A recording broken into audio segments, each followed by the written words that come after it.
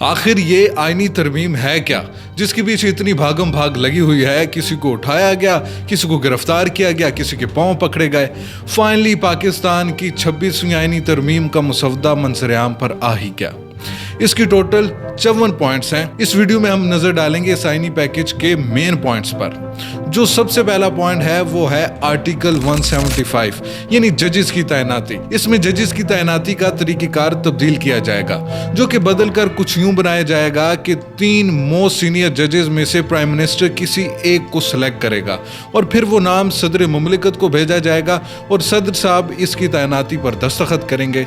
यानी अब chief justice को भी प्राइम मिनिस्टर साहब ही सिलेक्ट करेंगे और सीनियर जजेस जजमेंट देते हुए भी घबराएंगे कि प्राइम मिनिस्टर की मंशा के मुखालिफ अगर फैसला दिया तो मसला बनेगा। और इसमें अभी जो सिचुएशन है जिसमें जस्टिस मंसूर अली शाह और जस्टिस मुनीब अख्तर को बाईपास करके जस्टिस याहिया अफरीदी को लाने की कोशिशें जारी हैं। अगला पॉइंट जो आपके सामने पेश कर रहे हैं वो है आर्टिकल 63A। इसमें अमेंडमेंट की जा रही है। वैसे इस आर्टिकल के मुताबिक अगर कोई इलेक्टेड मेंबर ऑफ पार्लियामेंट अपने पार्टी की मंशा के मुखालिफ जाकर वोट देता है तो उसका वोट नहीं काउंट किया जाता। आर्टिकल 175B यानी वफाकी आईनी अदालत का क़याम, जो कि सुप्रीम कोर्ट से भी ज्यादा बालातर होगी और सबसे ज्यादा बाइख्तियार होगी। अब इसका जो चीफ जस्टिस तैनात होगा या तो वो retired chief justice of supreme court of Pakistan होगा या तो sitting chief justice of supreme court of Pakistan होगा। यानी काजी फायज ईसा साहब को भरपूर तरीके से लाने की कोशिशें जारी हैं। इसी के साथ साथ अब chief justice of supreme court of Pakistan, जो कि चीफ जस्टिस ऑफ पाकिस्तान होता है, इस अमेंडमेंट के बाद सिर्फ और सिर्फ chief justice of supreme court of Pakistan तक ही महदूद रह जाएगा। और जो वफाकी आईनी अदालत कायम की जाएगी इसकी चीफ जस्टिस की मुद्दत मुलाजमत 3 साल होगी। इसके बाद जो पॉइंट है वो है ट्रांसफर ऑफ जजेस। अब जजेस का ट्रांसफर भी जुडिशियल कमीशन ऑफ पाकिस्तान के पास चला गया है। किसी भी जज के ट्रांसफर में अब जो तरीकेकार है वो यूं है कि उस जज से भी पूछा जाता है और उस कोर्ट की चीफ जस्टिस की भी इजाजत ली जाती है।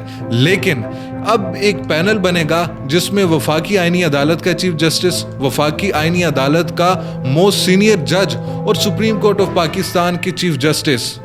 यानी अब जज की अहमियत एक SHO जैसी होगी कि जब जिसका भी दिल चाहा उस जज का ट्रांसफर कर दिया।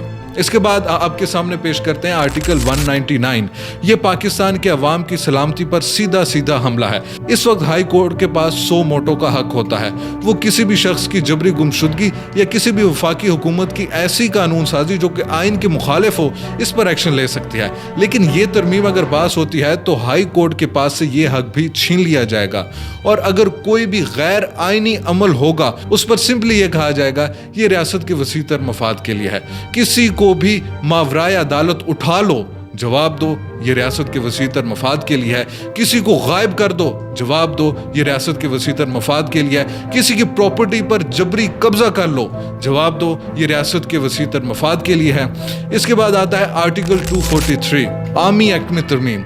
अब आर्मी एक्ट में तरमीम के लिए पहले आईनी तरमीम की जाएगी फिर एक्ट में तरमीम होगी। तो नाज़रीन ये इस अमेंडमेंट में कुछ पॉइंट्स हैं जिस पर पिछले कुछ दिनों से मार धाड़, किसी को पकड़ा जा रहा है, किसी को उठाया जा रहा है, किसी के पांव पकड़े जा रहे हैं। पिछले 2 दिनों से जो हमारी नाअहल हुकूमत है फॉर्म 47 की, वो जिस तरह से जाके किसी के पांव पकड़ रहे हैं, किसी की मिन्नतें कर रहे हैं। क्या आपने कभी देखा है कि अवाम के मफाद के लिए भी किसी तरह इन्होंने कभी ऐसी कोशिशें की हों? पिछले 2 दिनों से असेंबली का इजलास बुलाया जाता है, उसे पोस्टपोन कर करके एंड में यह फैसला होता है कि इजलास मुलतवी हो चुका है। अब एक इजलास बुलाने में तकरीबन 6.5 करोड़ रुपए, गरीब अवाम के इस गरीब मुल्क के 6.5 करोड़ रुपए लगते हैं और इजलास पे इजलास बुलाए जा रहे हैं लेकिन कोई फैसला नहीं हो रहा, सिर्फ और सिर्फ एक आईनी तरमीम के लिए। वजीर आजम साहब हैं, हमारे इंटीरियर मिनिस्टर साहब हैं, वो सब के सब एक ही शख्स के पीछे लगे हुए हैं, मौलाना फजल रहमान के पीछे कि खुदा का नाम है यार इसके हमारे इस आईनी तरमीम के हक में वोट दे दें। और आपको बताते चलें कि आईनी तरमीम का मुसवदा कल रात को ही मंजर-ए-आम पे आया है। इससे पहले किसी को, वजीर आजम साहब को भी इस आईनी तरमीम के बारे में नहीं था पता कि इसमें क्या है। ये है हमारे सियासतदानों की हालत, ये है हमारी हुकूमत की हालत। आजम नज़ीर तारड़ साहब बड़े खुशी से उछल उछल कर ट्वीट कर रहे थे कि कल रात को 11:30 बजे कि भाई मुझे तो आईनी तरमीम का मुसवदा मिल गया है। آپ کو شرم آنی چاہیے. You are the one. آپ پاکستان کے وزیر قانون ہیں. آپ انہیں وہ مسودہ بنانا تھا, آپ انہیں اس پہ دستخط کروانے تھے, اسے پارلیمنٹ میں پیش کرنا تھا. آپ کو ہی نہیں پتا تو آپ کسی کو کنونس کیسے کر سکتے ہیں؟ ناظرین, اگر یہ آئینی ترمیم پاس ہوتی ہے تو یہ پاکستان کے مفاد میں انتہائی بری ثابت ہوگی اور اس سے پاکستان کے عوام کو 1% بھی فائدہ نہیں پہنچے گا.